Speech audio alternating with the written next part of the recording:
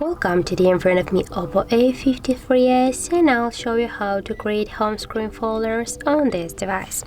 So for example, select the application, for example this one, and hold for a while developer the application and drag this app to the another application.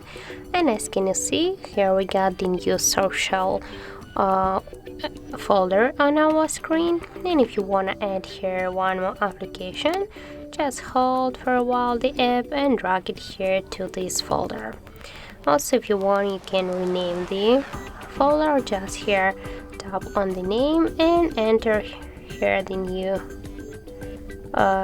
folder name, for example the apps. Now just can go back, and you can move this folder here on our screen. Just hold for a while the folder and drag it here to the section where you want to just add the folder. Also, you can move by the same way this folder between the screens.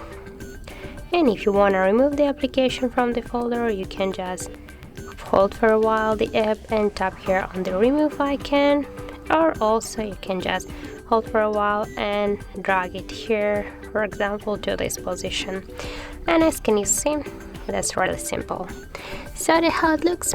If you find this video helpful, remember to leave a like, comment and subscribe our channel.